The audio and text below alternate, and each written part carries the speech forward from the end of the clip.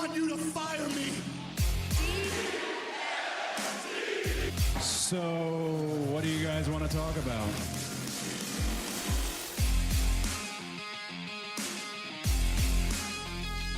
What's going on, everybody? Welcome back to another episode of Elite POV. Yeah, I'm doing the Britt Baker. Britt Baker. But you can't see it because I'm in audio. Still in audio, that's right. All you guys haven't seen my face before. It was in the video, but if you're new, sorry. Go back and you'll see my face. Not sure why you want to anyways. But I hope you guys are all doing great. Hope you guys are all excited. I know I am. This weekend is all-in weekend. Kind of like a gloomy weekend. What horrible news we've gotten the last couple of days, folks. And it stinks. It stinks. Like it put a damper on me trying to record this weekend. Like I almost didn't want to. So you guys don't know. I don't know how you don't know if you're in the wrestling world. But anyways, both Terry Funk and younger Bray Wyatt passed away over the last few days. And obviously the most shocking is Bray Wyatt considering the age factor. And, you know, it's still shocking Terry Funk. I think Terry Funk was only in his 60s, but like, or 70s? I don't remember. But still, like, two tragic losses to the wrestling world in a weekend where it's supposed to be AEW's, like, biggest weekend of all time. And, you know, if I know none of them were in AEW, but still, like, a lot of people in AEW were good friends and knew these people for long periods of time. So, you know, it is unfortunate. So, thoughts and prayers go out to the Wyatt family, or the Rotunda family, and the Funk family at this time. Just going to give them, out of respect, guys, a quick 10-second moment of silence, and I'll be right back and start the show, okay? So let's, if you guys could too, let's give them and their families a moment of silence here.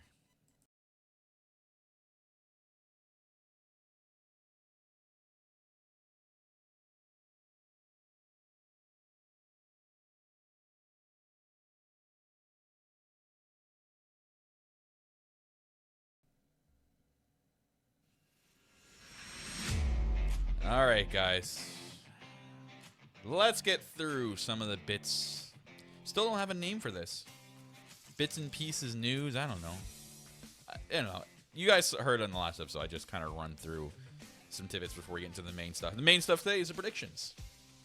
Main stuff today is the predictions. So I apologize about the sound today. I did switch my soundboard, so I'm kind of figuring things out. Hopefully it works. Hopefully you guys are sounding okay. I'm going to listen to it back. So listen to him back, Kyle. Hopefully this sounds good. All right, Kyle? All right, Kyle. Anyways, quickly here. I don't know if you guys caught it. I watched it. Hilarious. Good stuff. But MJF and Adam Cole were on the Hot Wings episode of Truth or Dab. Fantastic. It's on YouTube. Go watch it. Hilarious stuff. MJF done some interesting things on this episode. So go check it out. Quickly here, there's a possibility of Edge is coming in AEW. I mean, we really don't need to touch like too much base on this. He's going to make his decision ultimately what he feels he needs to do at this point in his career. He's like, what, 50 something, or just turned 50. Obviously I know like he's always wanted to end his career with his best friend Christian, how they came into wrestling together. They probably want to go out wrestling together, you know, similar to how Matt and Jeff are doing right now. I wouldn't doubt if we seen Edge show up, or Adam Copeland, or these crazy names, Corner, or Edge, or not Edge, Corner, or Border. People are these ridiculous names. Anyways, I wouldn't doubt if we see him come in, but yo, for once, I don't know if we're gonna get Metalingus. For one, like, do we get Metalingus? Is that allowed? Or like I suggested, or I saw someone suggest, and I was like, oh, can we please? Rob Zombie, never gonna give you up. Or never gonna stop me. Never gonna give you up. That's Rick Ashley. Come on, Kyle. Anyways, never gonna stop me. Rob Zombie fans, don't kill me. Don't prosecute me. But yeah, I'm wondering. I wonder if we get one of those two songs. I don't know how the licensing is gonna work, but we'll see. But I'd be cool to see Edge in AEW. I think it'd be cool to see a few matches, Maybe against Christian, with Christian, ENC, Hardy's. Maybe do it one last time. That'd be neat. I think that'd be pretty neat. What else we got here? We got the return. Yeah, that's this week. Proud and Powerful are back. Santana back from a year-long hiatus off of injury. Okay. I wouldn't be lying if I didn't say it looked weird when someone pointed it out that they didn't look at each other at all, whether it's done by design or what. I would like to think that they're on the same page and is what happened, unless this was just a one-time thing they both agreed to do on a one episode of Dynamite, and then they go their separate ways. Regardless, it's great to see Santana back. He looks great. He looks beefier, man. The guy looks like he put on some size. Good for him. Just judging from his post, he looks and feels great, so I can't wait to see the future of Santana, and possibly with or without Ortiz. We'll see. But yeah, it's exciting times, man. Exciting times with AEW. Will Ospreay also this week was on Dynamite. Big Will Ospreay guy. I know a lot of people are not fans of him, but I'm a big Ospreay guy. And says his contract with New Japan, he said it in a promo with Jericho this week, is up in 6 months. Is he all elite bound? I'd like to think that his time in AEW has been great and he wants to be here, unless he's spending as much time as he can here because he wants to go to the Fed, or, you know, in this case, WWE, once comes January, but who knows? It'll be ultimately his decision. He's a great, great piece of talent. I think he'd do great stuff here in AEW, but he's going to do what he has to do. Hopefully he stays. If he goes, we'll see what the WWE does with him.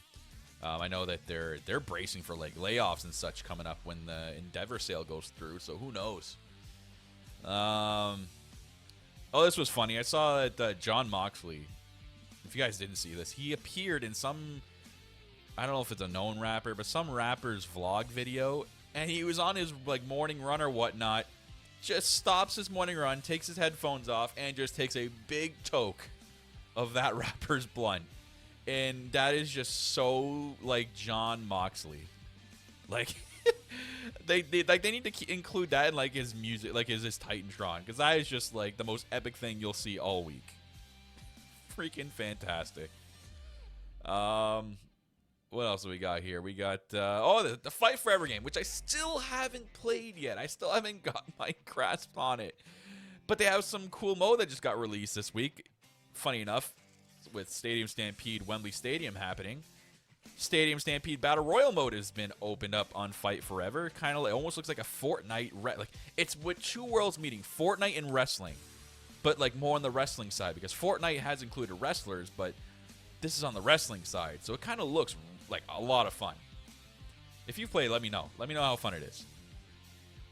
But the commercial they did for it with Tony Khan at the Jacksonville Jaguar Stadium with Eddie Kingston, absolutely hilarious. Could not have done a better job at doing that commercial. Eddie Kingston's like, yeah, it's a video game, but you know what, Claudio, fuck you.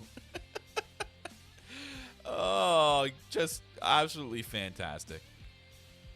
Anyways, moving on. I'm not going to touch too much base with the stuff with Cash. It is what it is with that. And I don't know. I'm not getting into the legal stuff. I'm not giving you my opinion on it. It'll work itself out. I'm just happy at the match. It's still happening at All In.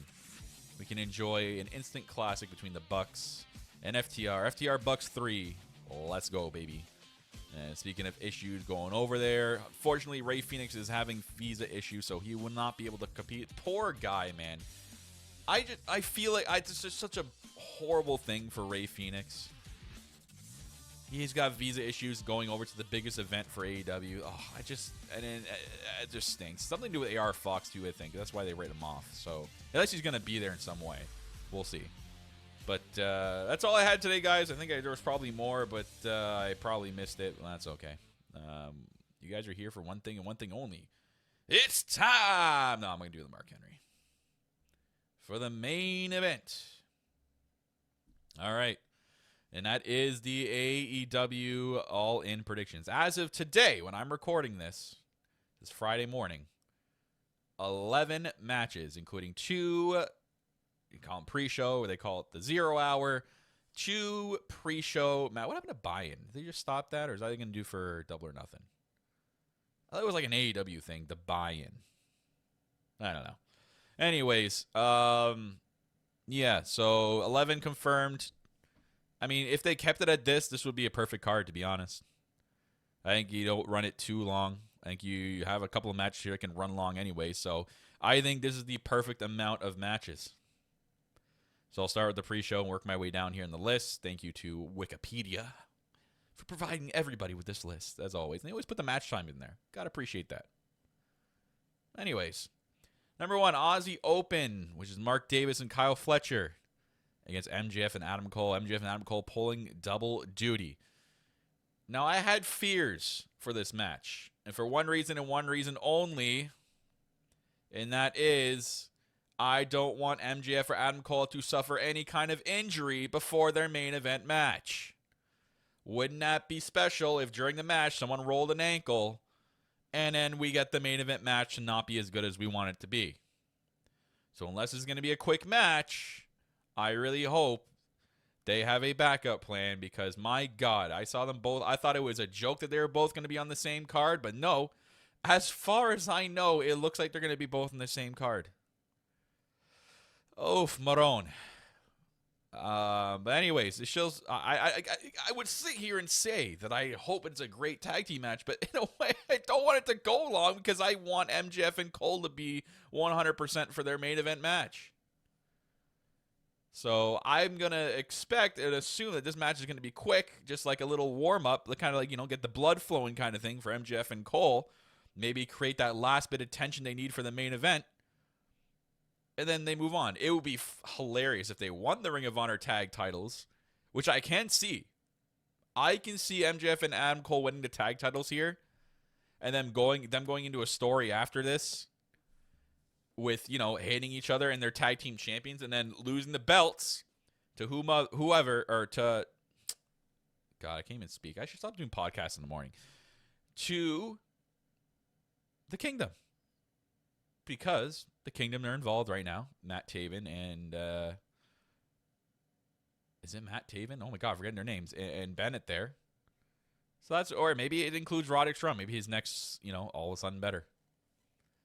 I can totally see that happening. And that's what my gut's saying. So I'm going to go with that. I think Adam Cole and MJF are going to be your new Ring of Honor World Tag Team Champions. Next, we have Jack Perry and Hook. This was done this week, actually. It was announced by Tony Khan. So Jack Perry tried to retire the FTW Championship. And he's been posting on Twitter and online. Hilarious stuff. Jack Perry is, I love it that he's embracing this new heel role. It's working out so well for him so far. I hope it just continues to kind of increase and get better, because I think he can do wonders with this character. Facing Hook, obviously, they have their history together, Jack Perry and Hook. And it would be nice to get Hook to get his revenge and get his FTW Championship back. But I think Jack Perry's going to win. I think Jack Perry retains, and then I think they finally put the rest of the FTW belt. Taz gets to bring it home and then puts it on his mantle, whatever he needs to do. But I think the FTW Championship is either going to retire or stay around the waist of Jack Perry after this match. So that's what I think about that. Can't really go too much into this. The story has been there, but has not been completely there between Hook and Jack Perry. So can't really deep dive too much into that. Let's get into the main card where we can deep dive here. So first thing I have here listed, and that's FTR and the Young Bucks. FTR Young Bucks 3 for the AEW World Tag Team Championships. The champions, who are Dax Harwood and Cash Wheeler, against Matt Jackson and Nick Jackson, the Young Bucks. This is going to be a really good match. This match is sure to, I think, just be an all-time classic tag team match between these two, and a match that, FTR Young Bucks won. We all know when it started. It started when there was no fans. Like their feud and such started within the pandemic, and during those times when every episode of Dynamite was at Daly's place, and those were some weird times. And now look at this. Fast forward to the rubber match, and they're in front of 80,000 plus. Absolutely amazing that they got to this point. And this is going to be an insane match. Folks, we're going to get I think a billion near falls, and because FTR and the Young Bucks, these are the two best tag teams in the world. The absolute two best tag teams in the world. You can include the New Day and the Usos from the WWE in there from the WWE. You can include God in the history of New Japan. These two are it. FTR and Young Bucks are the pinnacle. They are the top. Pun intended with the pinnacle. But they are the top. They're at the top. The two best teams going at it. This could be a match that main evented the show. If there is no world title, I would be completely okay with the Young Bucks and FTR headlining the show. Obviously, they have to put a lot more stock than they already have into it, but I think they've done a good job storytelling up until this point, building up to this point. Obviously, the story is there from the start. The Young Bucks brought FTR in. We're the ones to get FTR indoors here at AEW. And again, a shame that FTR had to debut in a era where there was no fans, because I guarantee you that initial pop that FTR would have had for that first Dynamite would have been absolutely insane. I know I was freaking out. I know Jackie, my former co-host, was freaking out. Oh, God, it's just, this is going to be it, folks. This is going to be a climax of this feud between these two teams, the rubber match, who's walking out, and trying to effing decide a winner here was like the hardest thing I've ever had to do. It's harder than building something from IKEA. If you know, you know. And I flip back and forth. I seen the Young Bucks winning, but I, for some reason, think the Young Bucks are going to have some sort of match coming up at All Out or Grand Slam that it's not going to involve the tag team titles. So I'm going to go with my gut. My gut initially told me FTR is retaining, so a lot of these picks I'm going to go with my gut here. I'm going to pick FTR to retain, and what's sure to be a instant classic. I was there for their one instant classic for FTR and DIY in Toronto at TakeOver, and I expect that plus like times 10, and I think we're going to get that. So we'll see what happens. I'm excited. I'm also excited for this next match. Hikaru Shida defending her AEW Women's World Championship against Toni Storm, Saraya, Britt Baker, Dr. Britt Baker, DMD, in a 4-way match. Such a great way to do this. I know people were like just ripping this up. Oh, how can Tony Khan make a 4-way match? Doesn't care about the women's division. Yeah, we know our gripe with the women's division. Put that aside. This has nothing to do with how Tony Khan books the women's division. This was honestly and simply paying homage to the first women's match at the first All In, which was a fatal 4-way. It was Tessa Blanchard, Britt Baker, I think Madison Rayne, and Chelsea Green, if I got that correctly. Someone comment and tell me if I got that wrong. And I love that. I love that they're paying homage to that, and you got 4 women who all deserve a title shot right now. Toni Storm, getting her revenge on Hikaru Shida, getting her justified rematch. Saraya going into her hometown of England, the UK, in Wembley Stadium. And I tweet it all the time. You guys already know I'm a big Saraya fan. I've been a big fan of her when she was Paige since she started in NXT. When I saw that first episode that she debuted, I'm like, this is it. This is one of my favorite women of all time. She's going to be one of them. And I followed her entire career since then. The tragic retirement. I was there at that Raw after WrestleMania when she retired. Freaking the most saddest thing I've ever ever had to deal with to this date. And then just seeing her come back here has been one of the greatest things I've ever seen. And you can't help but just feel so good for this feel-good story of her battling back, battling through the adversity, battling through the trolls that go at her on Twitter. I do not understand this legitimate beef that people have with Saraya. I, for one, don't get it. It's not warranted. And 2, it's just weird. It's absolutely weird. Why do people hate Saraya this way? And good on her. Good on her for retweeting some of these buffoons and these cretins and going at them. Props to her. But my God, is it just so unnecessary? She's battled through a career-ending injury to get where she is, and now she's going to be performing in front of 80,000 fans, and she's sure to get a big pop. And I really, and I'm going to be biased. I hope she wins because I that would be an awesome moment and a feel-good moment. And you got Britt Baker there too. And Britt Baker, you got to give her flowers. She carried this women's division. She carried it into what it is today. I don't understand why there's a weird hate with Britt Baker too. People are always giving her flack. She's made what this women's division is made today. She carried the division through the pandemic era. Like, I don't understand why she's getting the hate that she gets. Regardless of the backstage politics, putting that aside, I don't know if it's stuff out there is true or not.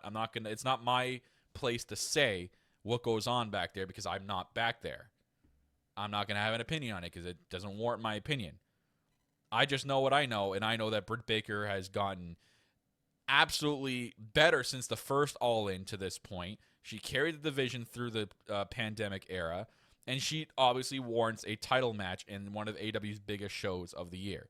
So I think the 4 people they chose here to have this 4-way women's world title match were all well deserved, especially Hikaru Shida. The work that she's put in and day out and how she's carried the division on her own right. She deserves to be there as well. But you know what? This is going to be one of the only picks of the entire night that I'm going with my bias pick. I'm picking Saraya to win the Women's World Championship. I might lose, but it's going to be interesting though. It's going to see what the beef is going to be because Toni Storm there. You got the Outcast. Can they coexist? What's going to happen if Britt Baker and Sheeta are laid out, and are they going to fight each other? Ruby's going to be there, obviously. Is she going to get involved? Is she going to get tossed out? I think Ruby's probably going to get tossed out, my assumption. But it's a 4-way match, so there's no DQ, so it'll be interesting to see what happens here. So I'm going to go with Saraya. If I had to pick like a legitimate pick, I probably think Sheeta retains. That would be my guess. I think people would be happy if Sheeta retained. So, but I'm going to go with Saraya. Next here, we got a coffin tag team match. Good on AEW for still being creative in this, right, man? Creative as hell. A tag team coffin match. Who would have thought? Not me. Darby Allin and Sting against Swerve Strickland, which was supposed to be AR Fox, but as of this week, he was kicked out of the Mogul affiliates. And it's Christian Cage. Is this a coincidence or is it not? Especially with the news of Edge having his last match in the I was gonna say AEW, the WWE. He's teaming up with Swerve Strickland. What's gonna happen? Who knows? But there's the rumors out there, and Edge has said himself his contract's not up till September. Who knows? We'll see. But it's Christian Cage and Swerve Strickland. It hasn't brackets here with Prince Nana and Luchasaurus. Where's Brian Cage? Gotta have 2 cages out there. 2 cages in a coffin, 2 coffins, cages and coffins match. Let's go. Anyways, this is gonna be actually really a great tag team. And you got another feel-good moment here. Sting. I know Tony Khan's made his comments in the week, like saying this is the best that Sting's ever had in his entire career.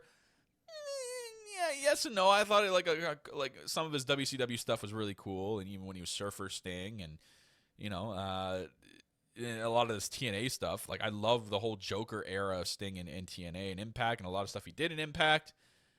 But I think he's been used I'd say if we count the era of when he's in legendary status, so his WWE debut till now, I think he's been used the best. AEW finds that way of using legends to the best of their ability and using them in the proper way, excluding Jeff Jarrett. But anyways, Darby Allin, Sting, Swerve Strickland, Christian Cage. This is sure to be a crazy tag match. Throwing my flowers over the Swerve Strickland. This man even tweeted it out. He got interviewed by, I think it was Forbes. Man, is Swerve Strickland on another level? The stuff that Swerve is doing with the Mogul affiliates, with the promos, with the storyline, with his character is so good. And if you can't see it, you really need to sit there and pay close attention to everything that Swerve does, says, tweets, and has done with this storyline, because it's some of the greatest work that's going on AWTV right now. I'm telling you that 100%. It's honestly amazing, and I hope Swerve eventually gets a title of some sort, and he obviously 100% deserves it. But this is going to be a crazy match. I mean, 2 coffin matches. There's going to be 2 coffins. in an 80,000 seat stadium. I've never seen them do a coffin match, something like that. But I weirdly think that Sting and Darby Allin are going to lose. I'd like to think that Darby Allin and Sting. I mean, was it Darby lost the last one? Was it Darby that lost? No, it was Christian that lost the last one, right? Who lost the last coffin match? I can't remember. I'm going to be. You guys are going to rip me apart for that. But, okay, my gut's telling me that Swerve and Christian Cage are going to somehow win. I don't know. But talking about this match, wouldn't it be a really cool moment if Edge actually debuted here? You know what I mean? Like, there's just this moment in the match where, like, Christian's in the ring, and he's just doing the most, like, just absolute, like, horse crap heel stuff imaginable, where the crowd is just booing the hell out of him. Maybe Nick Wayne's there, and he's just, like, ripping into his family. And then Edge debuts to come for the save. The pop that he would get would be astronomical if he came out there. And I think if we're going to get a moment where Christian Cage is going to be low in the ring, or there's going to be a moment where they're focusing on Christian Cage and he's about to do something dirty, I guarantee you Edge is going to show up. I think something will happen with that. But if not, if this just ends up being a normal match, we don't get Edge, I'm still not going to be upset. I hope we get like full-on Joker Sting too. Forgot to add that, because the Joker Sting was like the best work ever in Impact. And there's like a whole like YouTube series on it. You guys can watch like the whole history of the Joker Sting. It's fantastic. I hope we get that in AEW. I really do. But I'm gonna go with my gut again. Swerve Strickland. I think Team Strickland will win the coffin match. Next, oh god, this is gonna be good.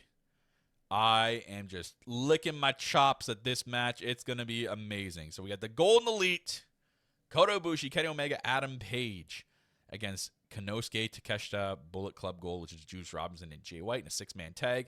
Yes, I understand. I was one of those people. I understand that we wish we had Kenny Omega in a singles match in a first 80,000 stadium show. But the good thing is, this probably won't be the first 80,000 stadium show that AEW is ever going to do. So we will have time to do that again. And I believe everyone's like, oh, why they should have done Omega and Ospreay. Yeah, I would have loved that at first too. Then I thought about it.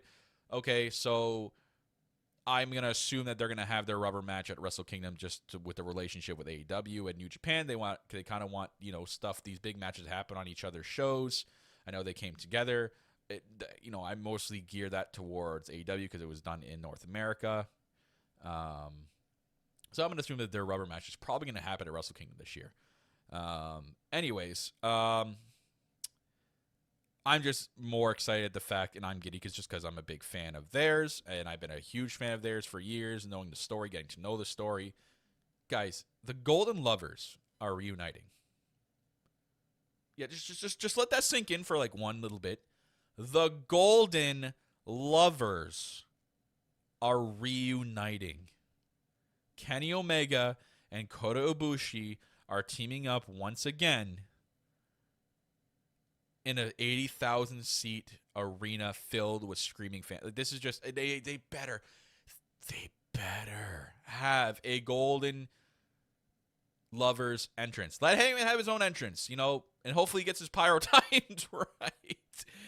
But he'll give us, please, a Golden Lovers entrance. I think they deserve that. Please, for the love of God. And then let them come out dressed like the Golden Lovers attire. I hope they have matching Golden Lovers attire. Just give it to us, Tony Khan. Give it to us. No, we're not going to have enough time at the time. If you ever listen to this, probably not. But I hope for the best with that. And then, against Konosuke Takeshita, Juice Robinson, Jay White, this is going to be a banger. This is going to be an absolute banger. You have 6 incredible wrestlers in the ring at the same time in a 6-man tag match.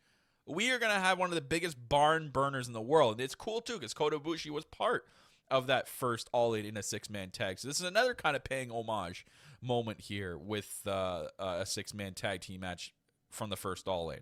I mean, we have a few, but still, with Kota Ibushi, it feels that way. But, man, it's going to be so good. I would like to think that they're leaning. I know that looking at the story, Kenny Omega and Takeshita are eventually going to have their one-on-one match. I'm assuming it's either going to be at All Out.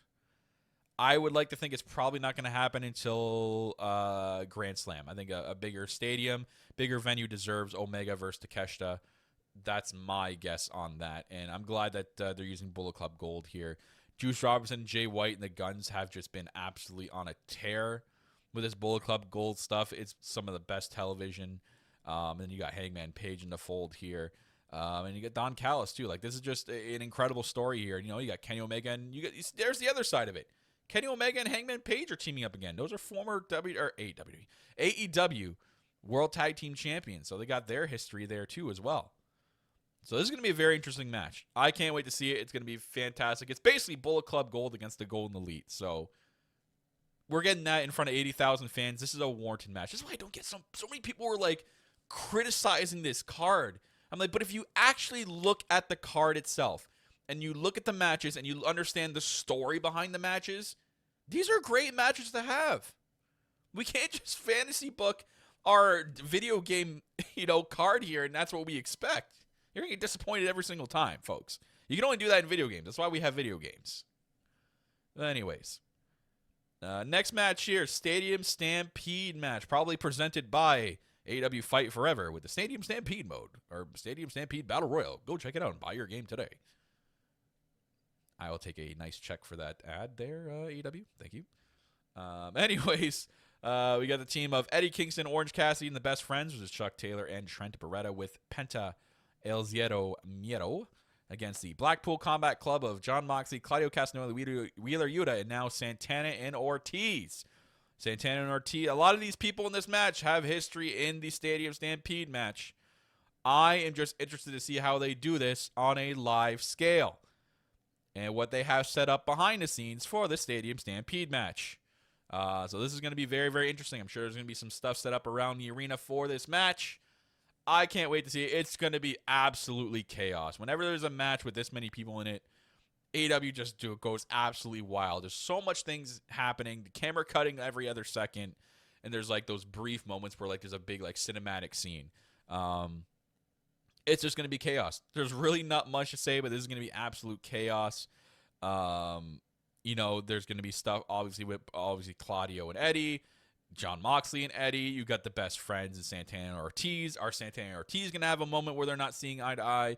You got Penta in there, who's just going to do absolutely wild things, completely wild things. Orange Cassidy and Wheeler Yuta have their beef. You also got Wheeler Yuta with the Best Friends and Orange Cassidy. Maybe they do something there. Maybe Chris Statlander is involved, something like that. That's my assumption. They're just going to go wild with this match. There's going to be a lot of crazy-ass things. Probably one of the main questions was that everyone's thinking about, will a vehicle be involved? Because clearly you can drive that golf cart around in a video game. So what vehicle spot are we going to get this time? My guess it's either going to be like a London taxi or going to be like one of those double-decker buses out in the parking lot. That's going to be my guess. Oh, man, this is going to be crazy. But it's going to be a wild match. It's going to be an absolutely wild match. Can't wait to see it. We'll move on here. Oh, yeah, I got to pick a winner. Got to pick a winner, duh. And I didn't pick a winner for the last match. God, a pair of guys were like, whoa, Kyle, what did you pick? Pick a winner. Obviously going with the Golden Elite. I think Golden Elite are going to win that match. And then for the Stadium Stampede match, this is a tough one. I think I initially had the Blackpool Combat Club team winning just because of the nice return of Santana and Ortiz. But I think my gut's telling me that there's something to the Santana and Ortiz thing, whether it be storyline or not. I think there's going to be like a weird separation between those two, and I think it's going to cost them the match. So I'm going with Team Kingston, Orange Cassidy, and the Best Friends. Next, we have a singles match. Will Ospreay, it says with Don Callis, so maybe Don Callis won't be in the other match, against Chris Jericho. Now, I'd be lying if I said at first that I didn't say that I hated when this match was announced. Because I don't know how it's going to, like, Ospreay, obviously, and I'm not trying to take down Chris Jericho. I'm not trying to put down Chris Jericho. Chris Jericho can still go in his age. He can still produce classics. I just know that Will Ospreay will have to slow down because Ospreay is a fast and quick wrestler. I know his style. He's going to have to slow down a bit to keep up with, to keep the pace with Jericho. I still think we're going to get a good match. I just would have maybe liked to see Ospreay in some sort of other match in this card. But it is what it is. You know what? It's a cool moment thinking about it. Ospreay obviously has always wanted to face Chris Jericho. It's a nice, legend versus a guy in his prime moment here. Both have history with New Japan. It's really cool. You know what? Looking more into it, it's a really cool put together match. Obviously, Ospreay's in his hometown. This is gonna be cool. It's gonna be basically this match is the battle of the dueling crowd song, the crowd singing the song. So you got Chris Jericho, who's gonna be performing with Judas, which is very interesting, and then you got Will Ospreay, who's trying to, getting people to remember the lyrics to his song Elevated. And I guarantee you the whole UK crowd is going to sing it. They know Ospreay. Don't got to worry about your boys and your fans and your girls and boys in the UK knowing your theme song. I guarantee they're going to sing it because Elevated is one of the goated theme songs of all time. But as for the match itself, I would like to think that I shouldn't expect too much, but I think we're still going to get a good match. I think Ospreay is also going to carry a little bit of the match. I'm not trying to make that sound bad. I think he's going to carry the match in a good way to produce. These two are going to produce a very, very good match. Chris Jericho is an excellent storyteller in the ring. Absolutely excellent storyteller in the ring. And Ospreay is just athletic beyond belief. Also a good storyteller, but maybe not as good as Chris Jericho. And that's saying that with respect. So I'm interested in this match. I'm very interested in the entrances more than anything else probably. But I think we're still going to get a classic here. And I'm going to pick actually Will Ospreay to win over Jericho in his hometown, and Ospreay getting the credentials of, he said it in his promo, of beating Chris Jericho, Kenny Omega, and Kazuchika Okada in the last 2 months. Absolutely wild. Next, this is very interesting. So we got a singles match, CM Punk and Samoa Joe for the quote-unquote Real World Championship. God, where the hell is this going? Like, obviously, Punk is not going to be carrying around a championship with an X across it for the foreseeable future. So, obviously, this is, you know where this is going. It's going to lead to a unification match against, I would love to think, I mean, it's almost like they told us it's going to be Punk and MJF at All Out. And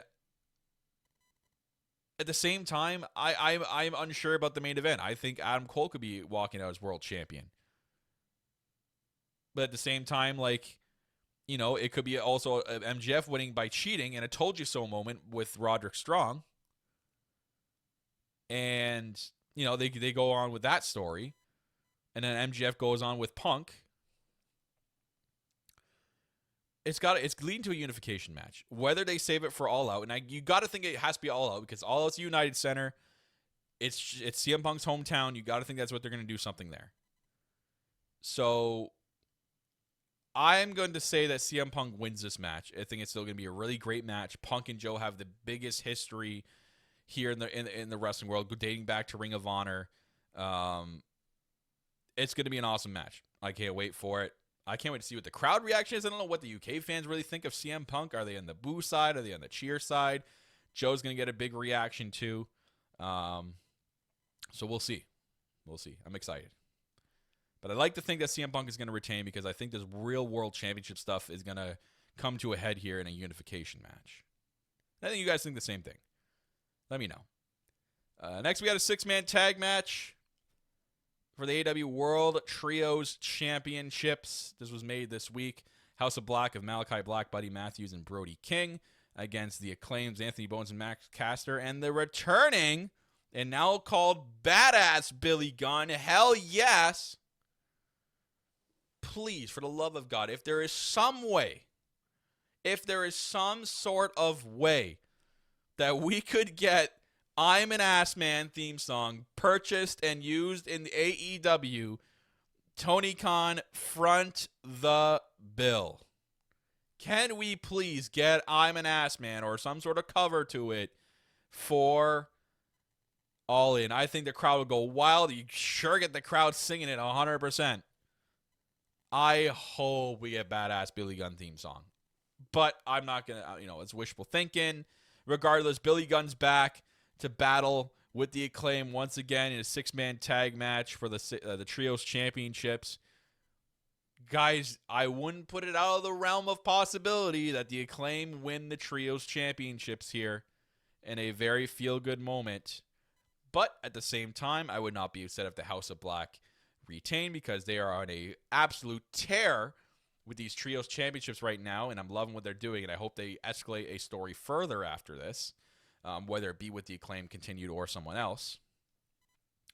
But my gut is telling me that the Acclaim are going to have a feel-good moment here with Billy Gunn and win the trios championship. So I'm going to say Billy Gunn, or badass Billy Gunn, and the Acclaimed to win the trios championships at All in Wembley. I'm going to take a sip of my coffee. One sec here, guys. A lot of talking. Next, but finally, as of right now, it's the only left match here. They might add some more on Collision or on Rampage tonight and Collision tomorrow. MJF versus Adam Cole for the AEW World Championship Tournament Championship. Let me do that again. MJF versus Adam Cole for the AEW World Championship. There! Good job, Kyle. Let's everybody clap now. Clap for me doing good. God damn. Anyways, God, has this story been absolutely epic. This has been so great. It's only been a few months with this storyline, and it's gotten so great, and the fans are so invested, including myself. We are all so invested into this. And like, it's gotten to a point where this has only been a few months, and people are like very upset at the fact that we could get a split between these two, because them as a team has been absolutely amazing. And I would not care if they went and teamed up eventually and had a tag team title run. That would be fantastic. I think MGF Better Than You Bebe is a fantastic team name. They work well off each other. These little skits they're doing have been some of the best skits that AEW's ever produced. They've been fantastic, from like the trampoline park to the club scenes to everything, the workouts. Like, it's just been, all of it's been amazing. I'm loving the inclusion story with Roderick Strong and him trying to warn Adam Cole. Then you got the Kingdom, Adam Cole's former team, saying, we know him, he's done this to us before. We know what he's about. And, trying to convert Roderick Strong, and saying, we'll take care of you if he doesn't want to take care of you, kind of thing. So I'm loving these two stories coming together here, and I can't wait. It just creates for a compelling end to this match. Like, which fork in the road? Which way are they going to go? Are they going to go the route of MGF retaining? He cheats to win, shows Adam Cole he's always hated his guts, never wanted to be a friend. Maybe it was like they go for like a hug or a handshake after the match, and MGF like attacks him. You know what I mean? Or low blows him. Will they go that route? And it's kind of I told you so moment for Roderick Strong. And, Adam Cole tries to see, forgiveness, and then Roderick Strong and the Kingdom don't. And they go into a feud there. I like that direction. That's where MJF, goes into the CM Punk stuff.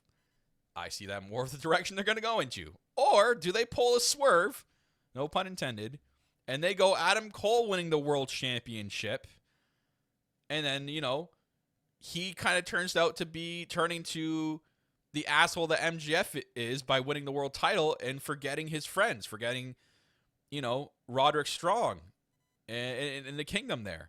And he becomes, the championship takes over his mind kind of thing. He forgets his family, maybe they start doing storylines where like he's forgetting even stuff with Britt, and his relationship with, quote unquote relationship with Britt is breaking apart, but just for storyline purposes. That's a cool direction they could go to, and that also could lead into a feud with Roderick Strong, right? So I think either way is still a good path. I'm leaning more towards the path of the first one, but I would not be surprised if they took that other fork in the road, or if there's just another direction that we're not even thinking about, and I'm not even thinking about. But I'm leaning towards that first one, so I'm going to say MJF defeats Adam Cole for the World Championship, low blows him after the match, or wins in a dirty fashion, creating the I told you so moment for Adam Cole and Roderick Strong. And we close out the pay-per-view as MJF still is world champion, and hopefully resigns in the 2024. We're at 2024. I think he's already resigned. I think that's all just Fugazi. I think he's already signed. Regardless, this is just built to be a stacked card. They're probably added like another pre-show match, I'm assuming, or one extra match. Hopefully not, because I hope this card itself, sitting like this, is perfectly okay. Unless they want to add like one like all-in battle royal or something in the pre-show just to get some more people on the card, I'm okay with that. So maybe that'll happen. We'll see. But anyways, guys, that's it for my predictions here. I hope you guys enjoyed them. Let me know what you guys thought, actually, about your predictions. If you guys want to DM me on Twitter, that's all at AllEliteKyle. Add me up. I'll follow you back, and you can DM me your thoughts and stuff. Or comment on the post here for Elite POV with Kyle Masters. I'm actually going to post this on YouTube as well. It's not going to be a video, but it'll be a still picture with some stuff moving, but not me in it. But it's available on audio, so hopefully you guys are having fun listening. So regardless, folks, thank you so much for tuning in today to another episode of Elite POV and the AEW All in London Wembley Stadium predictions. I thank you guys for listening today. Hope you guys enjoyed my predictions. I will see you guys next time. Probably next episode will be the All In review whenever I do record that. But thank you for listening. And remember, you don't need a hat to be a cowboy.